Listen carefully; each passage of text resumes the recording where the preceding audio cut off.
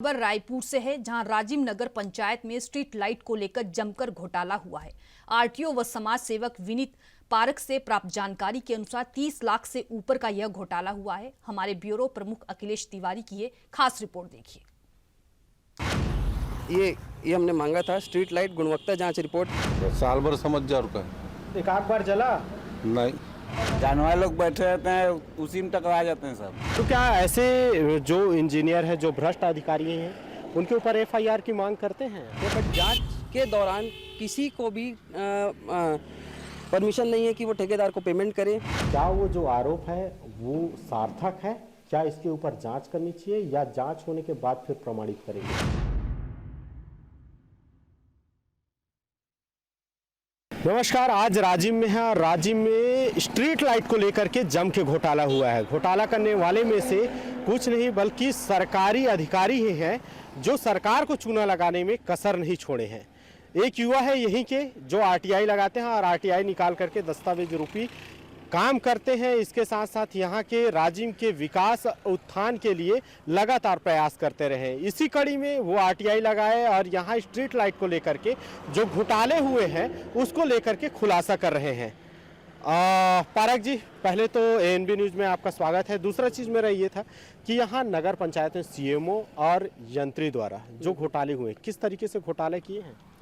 जी, अभी वर्तमान सीएमओ तो अशोक सलामे हैं और पुराने जो हमारे इंजीनियर थे वो है खुशबू राम टेके। उसमें सर ट्यूबलर पोल में तो सबसे पहले ये बात आती है कि अगर इसकी जांच, ई टेंडर की जांच मुख्य अभियंता स्वयं कर रहे हैं तो उसमें पेमेंट कैसे हो रहा है आगे ठेकेदार को। दूसरी बात इसमें यह आती है कि भाई जब जांच चल रही है उस दौरान नियम अनुसार कोई भी पेमेंट ठेकेदार को ना किया जाए। भले वो गलत सही वो बात की बात है, बट जांच के दौरान किसी को भी परमिशन नहीं है कि वो ठेकेदार को पेमेंट करे। राजिम में स्ट्रीट लाइट को लेकर के लगातार पड़ताल भी की जा रही थी और उसकी शिकायतें लगातार आ रही थी। गुणवत्ता विहीन होने के कारण इसकी शिकायत मंत्रालय तक पहुंची हुई थी और इसके बाद फिर यहाँ के जो सीएमओ हैं अशोक सलामे जी, उनके पास एएनबी की टीम पहुंची।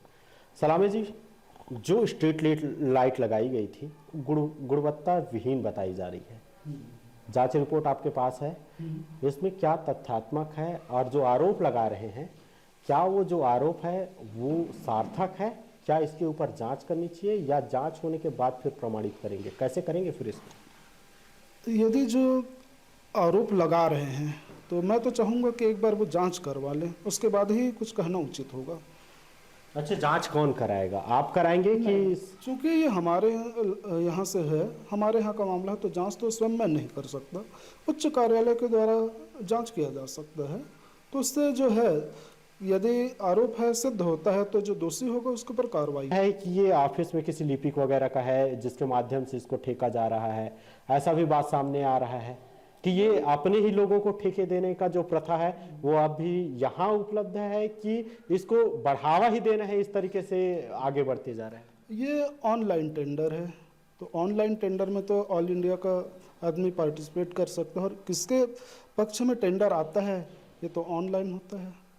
बिल्कुल निश्चित तौर पे अशोक सलामे जी थे और जो यहाँ के विषय को लेकर के खास तौर से स्ट्रीट लाइट को लेकर के जांच कराने की बात की जा रही है और जब जांच होकर के स्पष्ट हो जाएगा कि आखिर कौन दोषी है, उसके ऊपर एफआईआर किस तरीके से होता है, ये देखने वाला विषय रहेगा। अभी के लिए फिलहाल अखिलेश तिवारी के साथ प्रियांशु कश्यप, रायपुर, छत्तीसगढ़।